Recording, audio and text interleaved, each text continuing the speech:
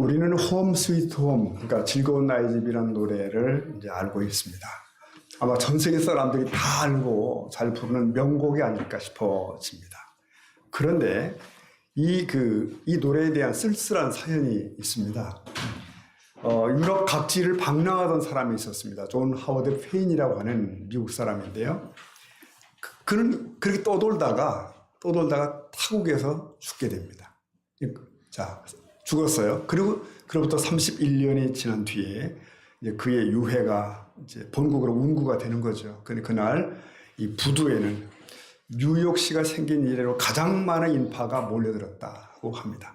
무슨 일일까요? 그것은 바로 한 곡의 노래 때문에 홈 스위트 홈. 네. 그가 이 노래를 지은 것은 타국에서 떠돌이 생활을 할 때라고 그래요. 평생 가정 없이 홀로 살았던 그는 가정의 그 소중함을 뼈저리게 느꼈던, 역으로 뼈저리게 느낀 사람이죠. 그래서 가정에서 행복한 삶을 꿈꾸며 노래를 썼던 것입니다. 즐거운 곳에서는 날 오라 해도 내 쉴 것은 오직 작은 집, 내 집뿐이니, 이렇게 시작되는 노래죠. 네, 가정은 뭐 최고의 안식처입니다. 네, 계산도 없고 치면도 없는 것이죠. 또 대가 없는 희생과 베품이 가득한 것이 가정이다. 자, 오늘은 가정이단 두 번째인 어버이 주일을 우리가 맞습니다.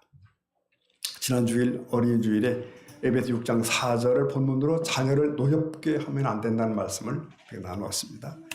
그런데 본래 이 가정에 대한 권면은 5장 22절부터 시작된 겁니다. 그런데 이 가정에 대한 권면이 시작되기 직전인 21절에 이런 말씀이 있습니다. 에베소 5장 21절 보면 우리 같이 볼까요? 시작. 그리스도를 경외함으로 피차 복종하라. 피차 복종하라. 그러니까 그리스도를 두려워하며 존경하는 마음으로 서로 순종하라. 이게 일반적인 권면인데, 이 일반적인 권면은 가정 안에서 일어난 모든 종류의 관계들이 대전제가 됩니다. 즉 남편과 아내, 자녀와 부모, 종과 상전의 모든 관계에 대한 전제는 뭐냐면 피차 순종함, 피차 복종함이라는 거죠. 우리는 이 원리에 근거해서 가정 안의 모든 관계들을 풀어가야 합니다. 피차 복종하라는 상대의 권위 아래 내 자신을 두고 순복하는 거예요. 그러니까 억지로 복종하는 것이 아니라 스스로 자신을 상대보다 낮추어 섬기는 것을 의미합니다. 왜 그래야 되냐 묻는다면, 에베소 말씀에 의하면 우리는 복음에 의해서 주님의 몸으로서 서로 연결된 지체들이기 때문에 그렇다는 거예요. 그러니까 우리 몸의 손과 발이 서로 섬기는 것과 같이 주님의 몸의 지체로서 우리는 서로 복종한다. 가정도 그렇게 원리가 있는 거예요. 그렇게 말씀한 뒤에 첫 번째로 언급되는 관계가 아내와 남편의 관계입니다. 오늘은 이 관계는 지나가겠지만 이 둘은 피차 복종의 관계입니다. 그 전제하에 구체적으로 22절에 이런 말씀이 나오죠. 아내들이여 남편에게 복종하기를 주께 하듯하라. 여기 복종이라는 단어가 나와요.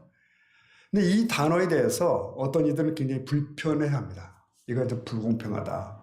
복종은 또 무슨 복종이야. 그런데 그 뒤 25절에 가보면 또 남편들에게 이렇게 말씀하죠. 아내 사랑하기를 주께서 교회를 사랑하심 같이 하라. 뭐죠? 상대를 위해 자신을 죽음에 내어놓는 얘기를 하는 겁니다. 네. 이것이야말로 너무 좀 불공평한 명령이 아니실까 싶기도 해요. 자, 남편에게 복종하는 것과 아내를 위해 죽는 것과 어느 편이 힘든 것이냐? 당연히 남편들이 어려운 요구를 받는 건 사실이죠. 그럼에도 이 복종이라는 단어를 싫어하는 그 좀 삐딱함이 이 사람들의 본성 속에는, 내면 속에는 있는 것 같습니다. 사실 여러분, 모든 가정에서 아내가 자존심을 내려놓고 남편의 복종을 시작한다. 남편은 자신을 죽음에 내놓을 만큼 아내를 사랑하기 시작한다. 이러면 이제 낙원이 되는 거죠. 이건 뭐 천국이죠, 그냥. 자, 그리고 이어서 6장으로 들어가면서 자녀와 부모의 관계가 설명됩니다. 여기서도 역시 이 상호 관계를 설명하는데, 자녀들은 부모에게 순종하고 아비들은 자녀를 노엽게 하면 안 된다. 이런 두 원리. 그래서 지난 어린이주일에 이 부분을 말씀을 드렸습니다. 부모들은 자기 자녀를 노엽게 하면 안 된다. 대신 오직 주의 교훈과 훈계로 양육해야 된다는 말씀을 드렸습니다. 자, 오늘 어버이 주일에는 6장 1절로 다시 돌아가야 될 것 같습니다. 이것은 완전히 자녀들에게 주시는 권고예요. 자녀들에게. 6장 1절을 다시 보면 1절 읽어볼까요? 시작. 자녀들아 주 안에서 이것이 자, 이것은 자녀들에게 주시는 오로지 그 권면입니다. 부모와 어떤 관계를 맺을 것인가? 이런 내용이죠. 자녀들이요. 주 안에서 너희 부모에게 순종하라. 왜냐하면 이것이 옳기 때문이다. 여기서 순종하라는 이 말은 아래에서 듣다는 의미입니다. 원래 원어에 하면 그래요. 아래에서 듣다. 즉 자녀들이 자기 부모의 권위 아래에서 겸손하게 자신을 낮추고 부모의 말씀을 듣는 것을 의미합니다. 또한 2절의 공경하라고 하는 말은 자기 부모에게 최고의 가치를 두는 이 자세예요. 즉 자기 부모의 가치를 존중한다. 이런 뜻입니다. 특히 본문은 자녀들에게 그냥 부모에게 순종하라고 하지 않고 주 안에서 부모에게 순종하라 라고 말씀하죠. 그러니까 자녀들은 그리스도를 경외함으로써 자기 부모에게 순종할 수 있기 때문입니다.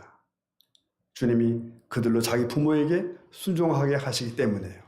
자, 성도 여러분, 자녀들에게 내 부모에게 순종하라, 공경하라고 권면하면서 그 이유를 적시하고 있습니다. 왜냐하면 왜라고 말하는지 아십니까? 이것이 옳기 때문이라고요.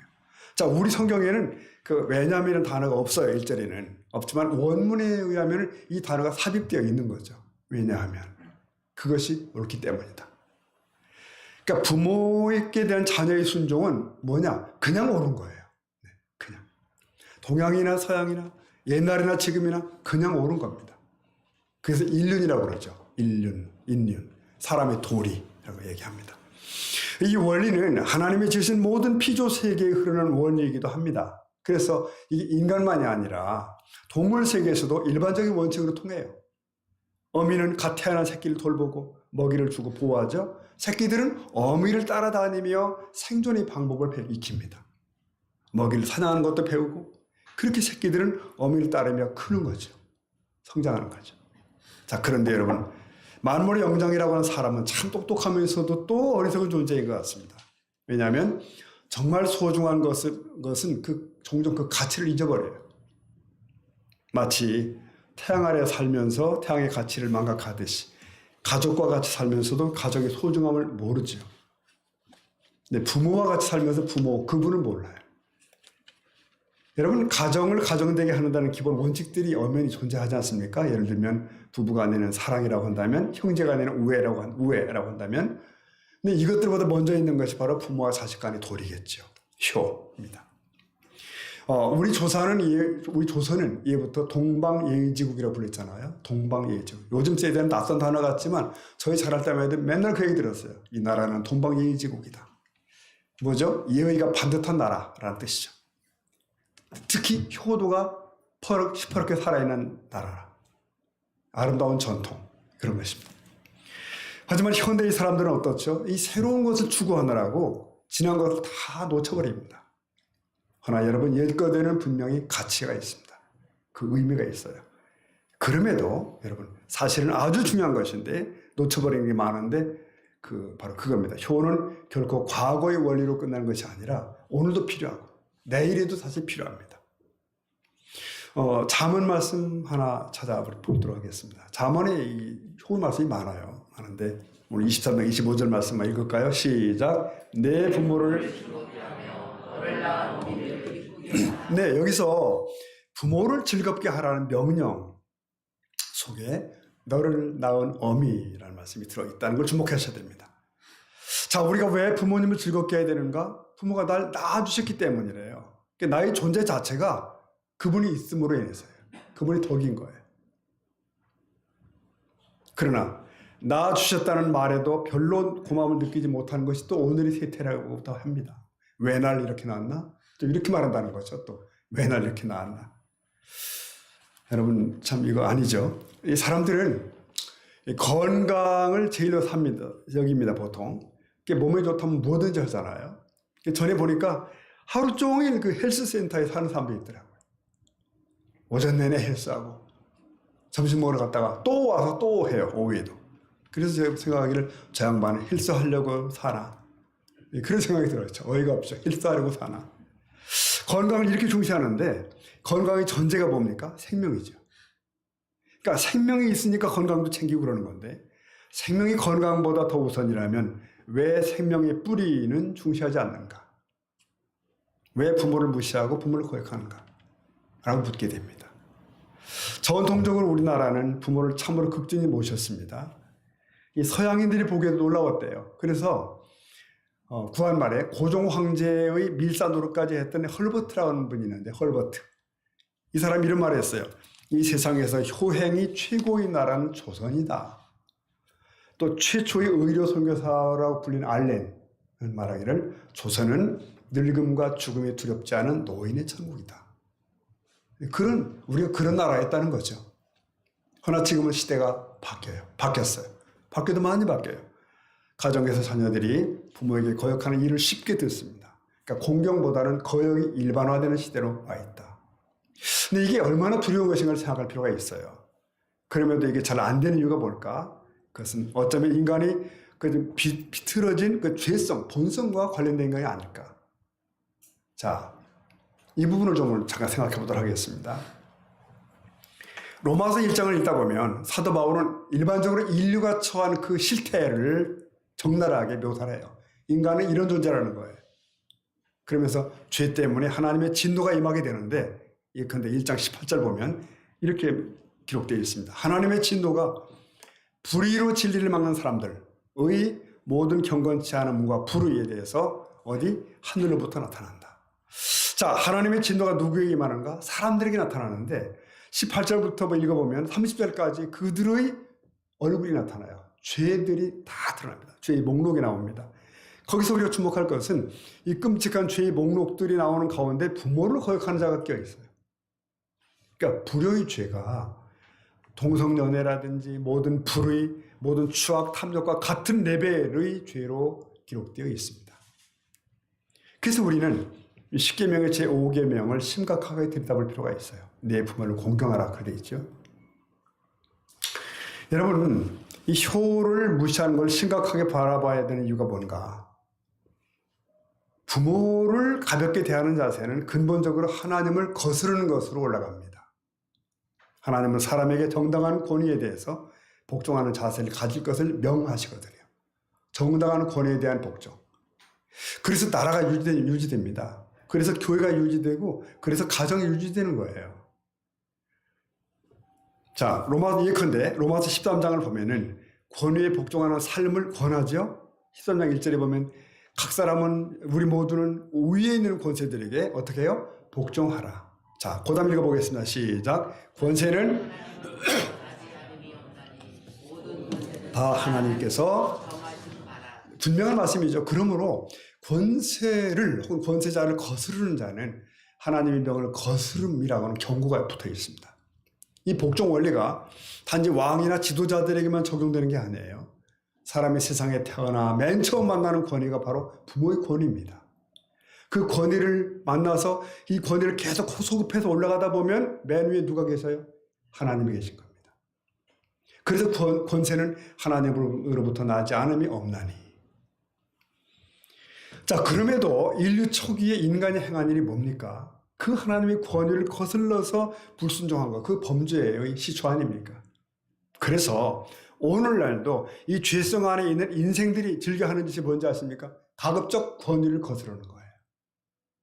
불순종을 택하고 그래요. 그래서 사람들이 가장 싫어하는 단어가 복종이고 순종이에요. 왜 그럴까요? 죄성에는 저항의 DNA가 있어요. 저항의. 여러분, 디모데후서 3장을 읽다 보면 특히 말세 즈음에 나타나는 현상들이 거기 기록되어 있죠. 3장 1절에 보니까 이렇게 되어 있어요. 너는 이것을 알라. 말세에 고통하는 때가 이르러 사람들이 자기를 사랑하며 돈을 사랑하며 자랑하며 교만하며 비방하며 그 다음 뭐죠? 부모를 거역하며 감사치 아니하며. 보세요. 여기 보면은 말세에 고통하는 때가 이르면 여러 가지 현상이 나타나는데 그러면 사람들은 물론 하나님께도 감사할 줄 모를 뿐만 아니라 의도적으로 거역하며 대적한다는 말씀하는 가운데 거기 나오는 하나가 부모를 거역하는 죄가 나옵니다. 말세의 사람들은 다 거역하길 좋아해요. 거스르기를 좋아해요. 그래서 심지어는 자신에게 가장 큰 은혜를 베푼 부모에게도 감사치 아니함, 거역함까지 갑니다. 여러분, 그렇습니다. 이 부모께 대한 불순종의 확산이 배교의 시대의 증표 중에 하나라는 거예요. 세상의 근간이 송두리째 흔들리는 이 불신앙의 시대에 나타나는 죄다라고 지적을 하고 있습니다. 그러므로 부모께 대한 불순종은 심각한 시대의 증상, 한 가정의 문제 정도가 아니라 시대의 증상이라는 거예요. 말세의 증거예요. 파멸의 증거다. 여러분, 전에 고인이시지만 가나안 농고등학교의 김용기 교장님 모습인데, 그분이 막 이제 그 자유당 시절에 흥분한 대학생들 앞에서 이제 연설을 한 토막 한 것이 이렇게 남아 있습니다. 거기 보면은 그가 이렇게 얘기하셨죠. 데모할 줄 모르는 젊은이는 희망이 없다. 하나 자격이 있는 사람들만 데모를 해야 한다.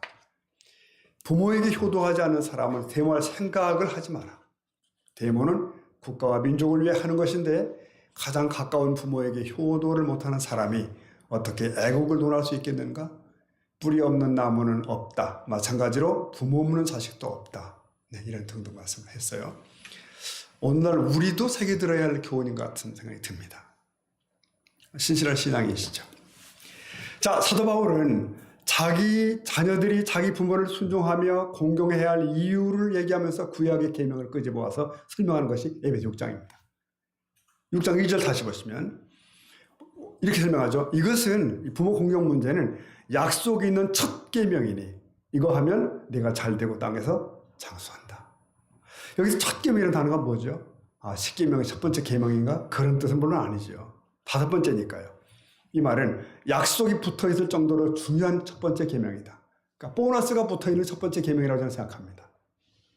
잘 지키면 보너스가 있다. 부모 공경에 관련된 계명이 출애굽기 20장과 신명기 5장에 나오는 다 보너스가 붙어있어요.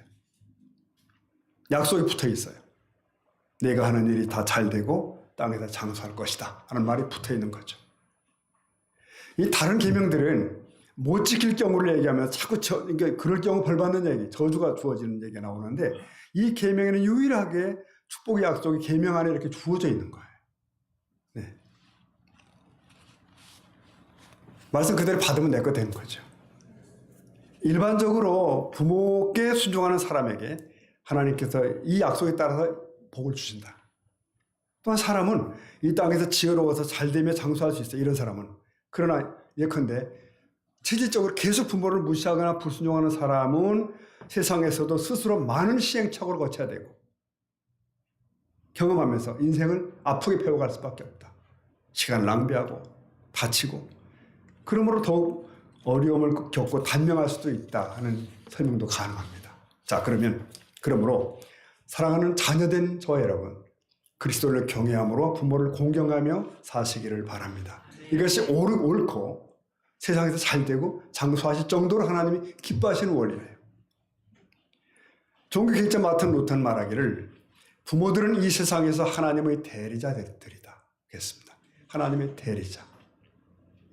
자녀인 성도 여러분, 그리스도를 경외함으로 자기 부모에게 공경하시기 바랍니다.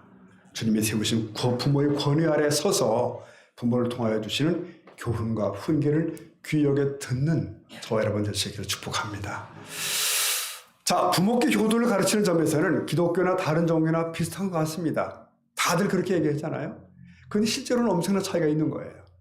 그것은 기독교에서는 부모에게 순종하되 보세요. 예수 그리스도 안에서 그리하라고 가르치십니다. 아까 1절에서 자녀들아 주 안에서 너희 부모께 순종하라. 그렇다면 주 안에서 부모께 순종하는 건 뭘까를 다시 생각해 봅니다. 자녀가 부모에게 순종할 때 주께 순종하는 범위 내에서 순종해야 함을 시사합니다. 주님께 순종하는 범위 내에서 주의 말씀에 가르치는 그 자세로 주께 거스르지 않는 방법으로. 그래서 구한말 복음이 선교사들을 통해 우리나라 들어올 때 기독교가 심한 박해를 받았잖아요. 그 이유가 기독교는 제사를 금지하는 종교다 이래가지고. 근데 그것은 부모를 공경하는 것이 아니라 우상 숭배였기 때문에, 그것은 하나님을 대적하는 것이기 때문에 기독교인들은 피했습니다. 하지만 기독교인들만큼 효도한 이들이 없죠. 부모님들이 살아 생전에 살아 계실 때 잘 섬겼죠. 왜요? 이 점을 계속 강조했으니까. 자, 여러분, 그런데 부모를 향해 마음을 닫고 사는 일이 많다는 그런 기록도 있습니다. 심지어 교인들 가운데도 부모와의 관계가 깨어진 사람들이 많다는 기록도 또 있어요. 물론 거기에는 부모의 잘못이 있을 수 있어요. 남들이 알 수 없는 그 사람만의 고통과 사연이 있을 수 있죠. 하지만 부모가 잘못했기 때문에 부모와의 관계가 깨어진 것일까?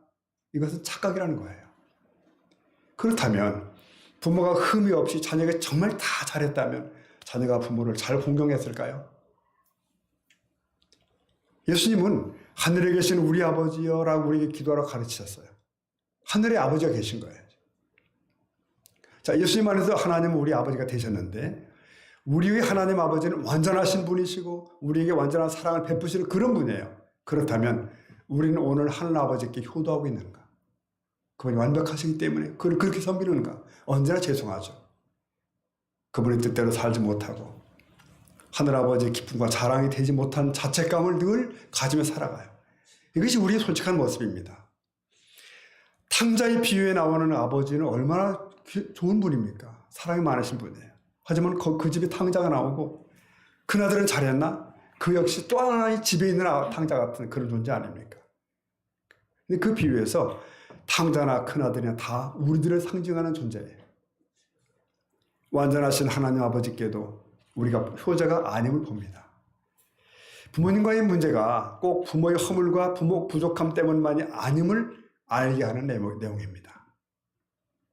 이것이 예수님 안에서 부모를 바라보는 눈이에요.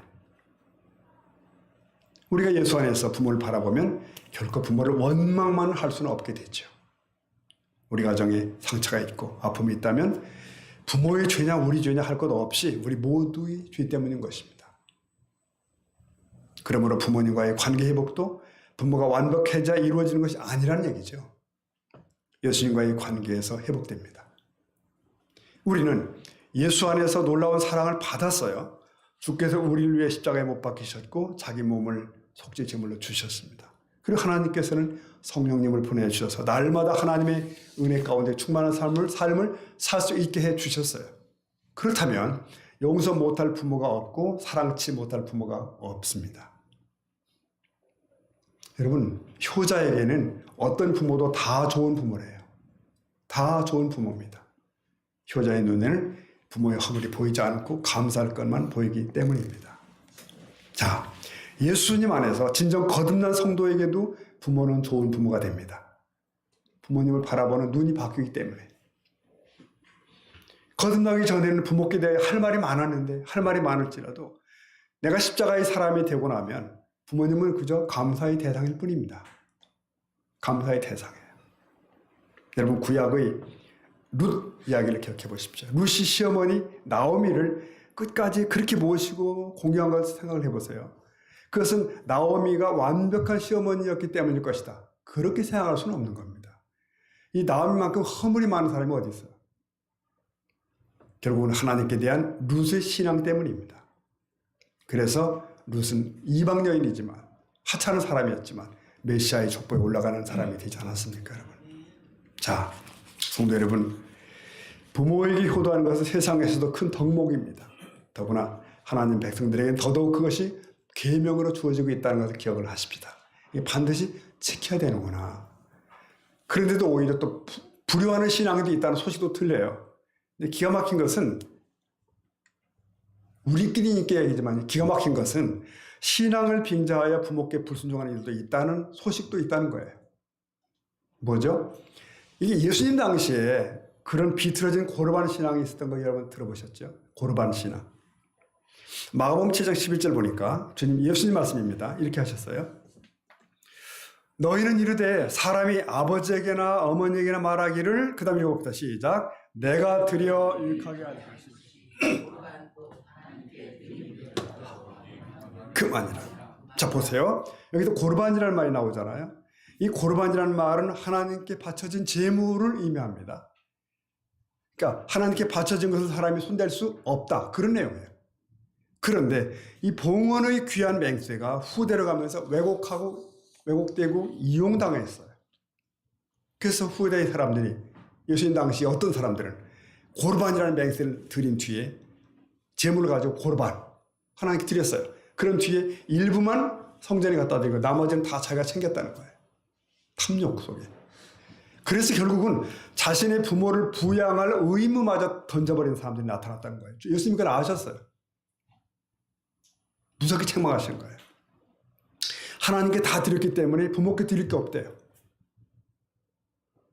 이게 얼마나 사악한가. 자, 말씀을 지킨다는 명분을 세워가지고 부모를 섬기라는 말씀을 거역하는 거예요. 우리가 아무리 주님께 충성하고 봉사한다 할지라도 부모 공경의 의무가 면제되는 건 아니라는 점을 기억해야 됩니다. 혹시 이런 실수가 있으면 안 되죠. 오늘도 하나님께 기도하느라고, 기도 너무 열심히 하느라고 부모님께는 전화할 시간도 없어. 그럼 하나님께 다 드렸기 때문에, 다 바쳤기 때문에 부모님께 드릴 돈이 없어. 이게 21세기 고르반 신앙입니다. 교회의 직분과 봉사가 너무너무 바빠서 나는 부모를 돌아볼 여유가 없어. 그런 거예요. 만약 이런 교인들이 있다면 그것은 사실 사탄에게 미혹된 것이다라는 것이 있습니다. 속는 거예요.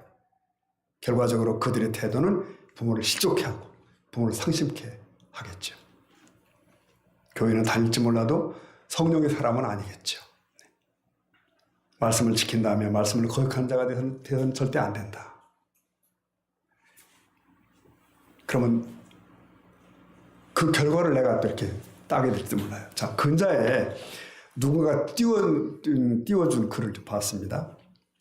아빠, 엄마가 다 집사님인데, 할머니 때문에 엄마, 아빠가 너무 자주 싸우게 된 거예요. 어린 아들이 보니까. 이젠 정말 어머님하고는 같이 못 살겠어요. 그러니까. 그럼 어떻게 당신이 좀 참고 살아야지. 이런 얘기들을 계속 주고받고. 결국은 방을 하나 얻어가지고 할머니를 분가시키게 했다는 겁니다. 며칠 후에 할머니가 이사 가시는 날이 됐는데 그 어수선한 와중에서도 아이가 공책에 뭔가를 열심히 적고 있으니까 엄마가 짜증이 난 거예요. 이게 좀 도와라. 뭘 쓰고 있는 거야?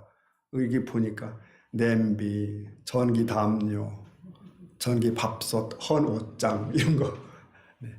너 그런 걸 왜 적고 그래? 공부는 안 하고. 아이가 그렇게 대답했대죠. 이 다음에 엄마가 할머니 되면 챙겨드릴 이삿짐 품목이야. 네, 그날 엄마는 할머니가 이삿짐을 도로 다 풀어놓고 네, 그날부터 뭐 괘씸하여 효도를 시작했다. 하여튼 그런 글입니다. 실화인지는 모르겠어요. 어쨌든. 근데 의미는 있습니다. 네. 여러분 근자의 뉴스 들어보셨죠? 미국의 한 쇼핑몰에서 발생한 총기 난사 소식. 10수명이 죽고 다쳤죠. 근데 거기 숨진 한 엄마의 품 안에서 어린 남자아이가 살아있는 것을 여러분 들어봤을 겁니다. 그냥 슬프고도 감동스러운 뉴스입니다. 엄마의 품삯이기 때문에 아이는 총을 안 맞고 살아난 거죠. 그래서 여러분 사실 이것은 모든 부모, 모든 엄마의 마음일 수도 있죠. 세상에서 하나님의 마음과 가장 근접한 것이 부모의 마음이고 어머니의 마음이다 하는 말이 있습니다. 여러분 오늘 우리는 다시금 가정의 가치, 부모 그리고 자녀를 생각합니다. 저와 여러분 모두가 주님이 원하시는 그 마의 그 부모다운 부모, 또 자녀다운 자녀, 남편다운 남편, 아내다운 아내가 되기를 간절히 원합니다. 네, 그렇게 소망도 하고 꿈도 가는데, 그런데 여러분 사실은 또 원해도 잘 안 되는 것이 현실이잖아요. 결심도 해봅니다만. 그럼 어떡하나? 우리는 믿음의 사람입니다. 이 문제 가지고 예수님을 바라보는 거예요. 다르게 표현하면 주의 성령으로 충만한 사람을 다시 사는 겁니다. 그러면 부모께 순종하고 효도할 눈이 뜨이고 능력도 주어져요. 부모를 따지는 게 아니라 나 자신을 돌아보기 시작하게 되는 일이 벌어지는 거죠. 사도 바울은 오늘 모든 이 본문들 바로 앞에서 오직 성령으로 충만함을 받으라라고 제시해요. 이 말씀은 우리 그리스도인들의 그 삶의 근본 동력을 설명하는 겁니다. 그 힘으로 산다는 거예요. 기독교인의 삶은 전적으로 새로운 삶입니다. 여러분 일반 자연인의 삶은 아무리 훌륭해도 아무리 도를 닦았어도 기독교인의 삶과는 다릅니다.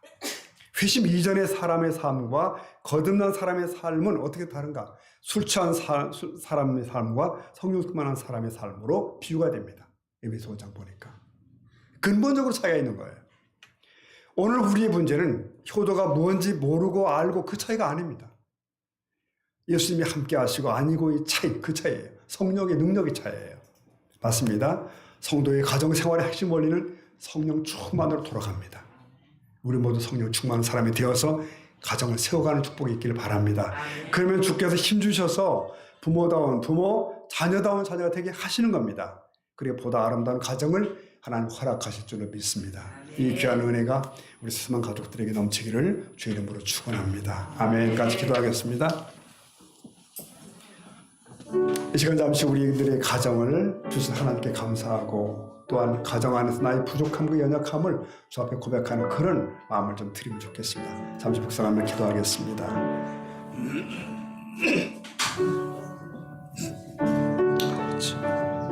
주님, 주님, 아버지, 주님, 아버지, 주님,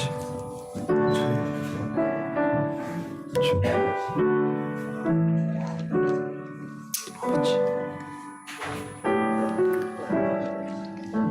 은혜로우신 아버지 하나님, 저희들이 이렇게 부족하지만 저희들에게 가정을 주시고 가족을 주시고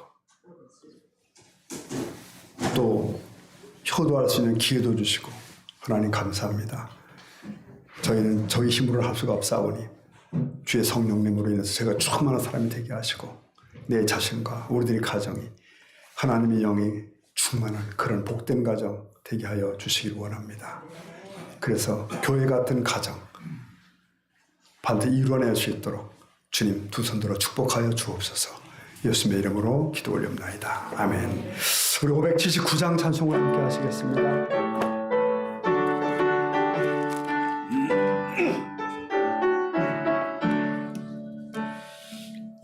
어머님의 넓은 사랑 귀하고 너무하다.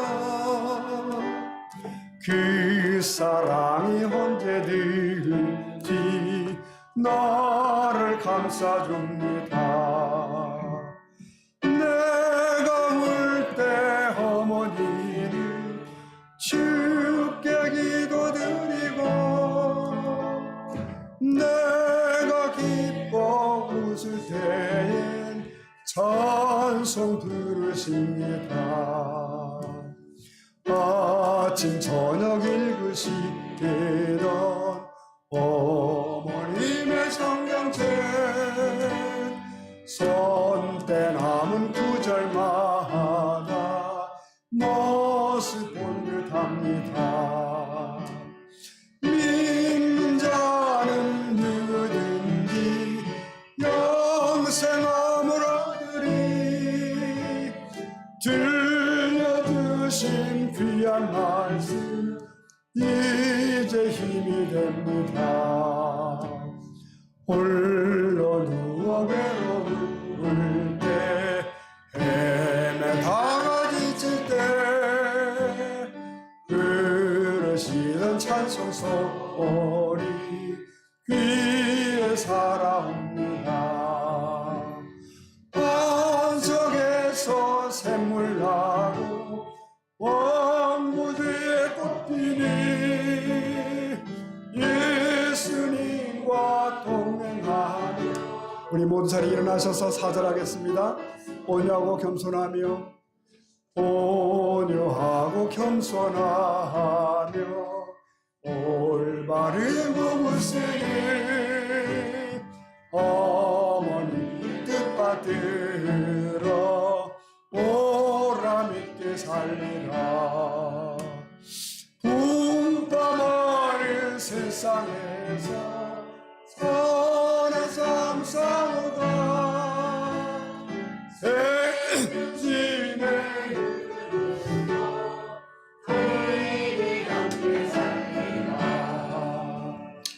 자비로우신 아버지 하나님 감사합니다. 오늘도 주의 이름으로 예배하게 하시고 주님이 주신 귀한 하나님의 말씀의 법도 내 부모를 주 안에서 공경하라.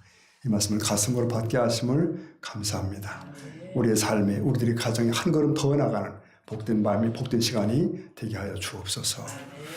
이 시간도 하나님께 드려지는 예물들이 있습니다. 예물 이전에 저희들이 마음과 삶이 있사오니 주님, 하나님이 인정되어지는 삶을 살아내는, 그래서 간증자가 되는 복된 복받는 모든 성도님의 일상이 되게 하여 주옵소서. 이제는 우리 구주 예수님의 귀하신 은혜와 아버지 하나님의 사랑하심과 성령님의 교통하심이 이 아침도 주 앞에 경배하고 예배하는 복된 하나님의 사람들 머리 위에, 저들이 가정 위에 영원히 함께 하시기를 간절히 축원하옵나이다. 아멘.